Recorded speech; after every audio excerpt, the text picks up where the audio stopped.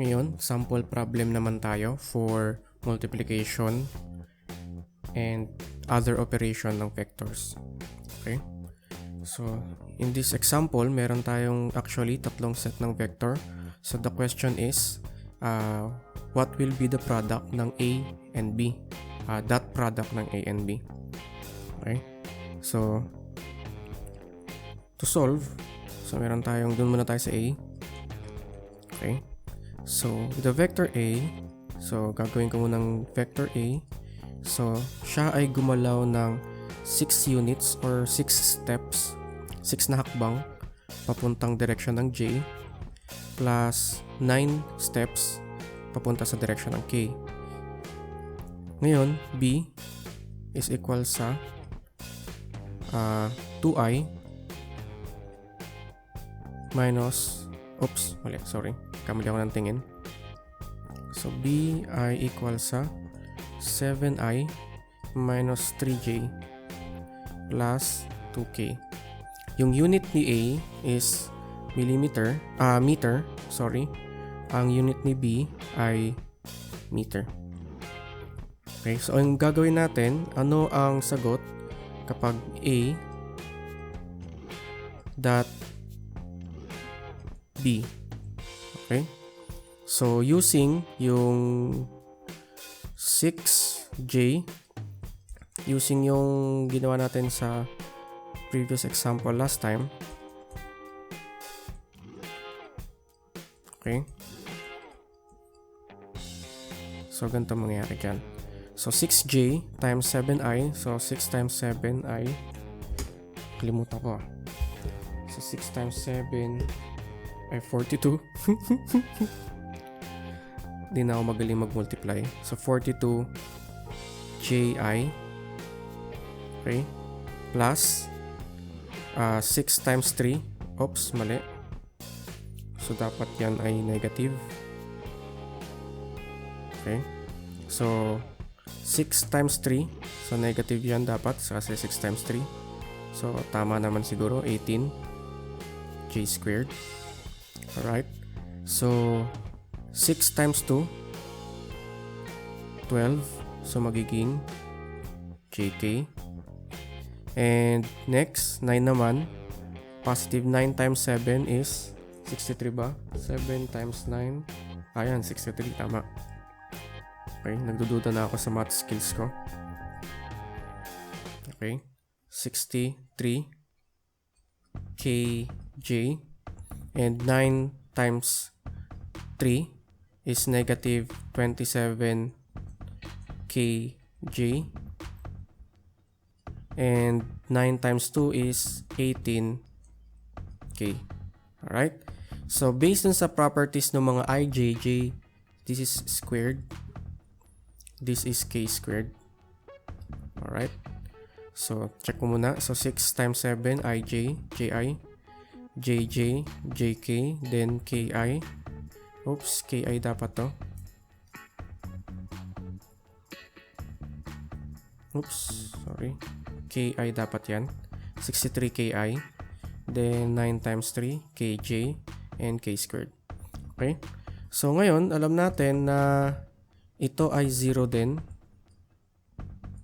0, 0, at 0. Alright? So, kalalabasan yan, ang magiging sagot ng letter A natin is equal sa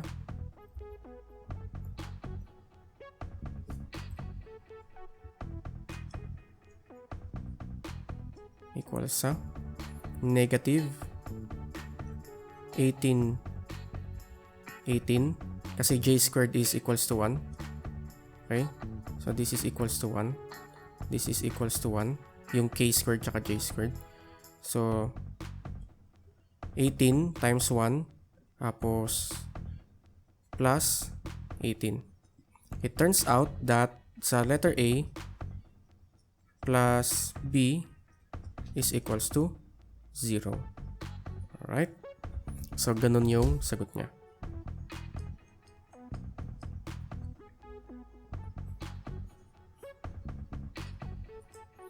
Next naman, sa letter B, sagutan naman natin yung letter B. Sa letter B naman is, so letter B,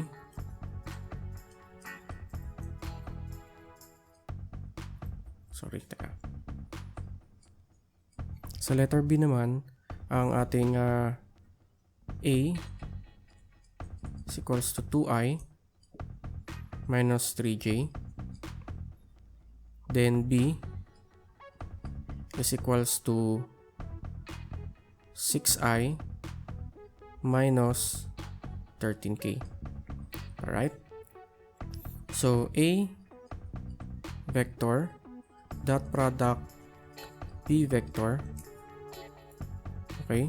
So dot product B vector 2i, 3i, 6i, 13k. Alright? So iusod ko lang dito.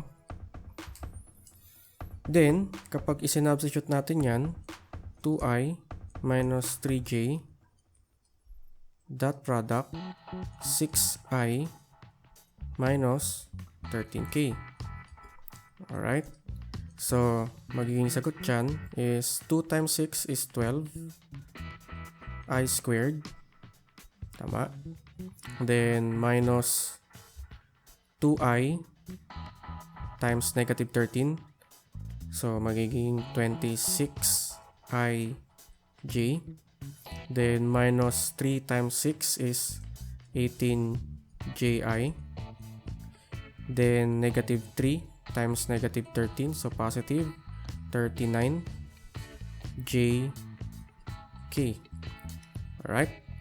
Now, knowing na ito ay 0, 0, 0, at itong I squared is equals to 1.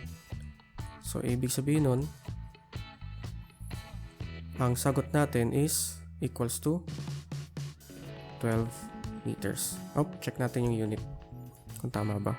Newton yung Newton to. Newton pala to. So, this is Newton. So, this is in meter. So, ang magiging sagot natin is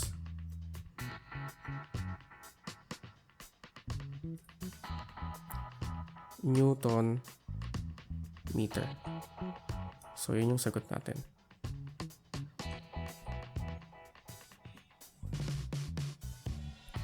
Okay? So, mapapansin nyo na kung ano yung katapat niyang vector, dun lang tayo nag-multiply at yun lang yung magiging sagot. Okay? Tapat-tapat lang. So, try natin yung sinasabi ko. Okay? So, ang susunod nating problem is letter C. So, C is equals to, C is, let's say, A bar is equals to 5i minus 6j minus k, that is in meters, and B, the vector B, is equals to negative 5i plus 8j plus 6k, that is in meters. Okay? So, zoom in tayo dyan. Ngayon, ang tanong is what would be the value if A bar dot product B bar will be equals to 5i minus 6j minus k dot product with 5i plus 8j plus 6k. Okay? So, pag sinolve natin ng long method yan, ito rin yung magiging sagot. So, 5 times 5, so negative 25. 6 times 8, so negative 48. Tama ba? Then, negative 6. Then, negative 6. So, yung magiging sagot natin, so 25 plus 48 plus 6. So, equals to negative 79 meter square. Okay? So, yan yung sagot niyan.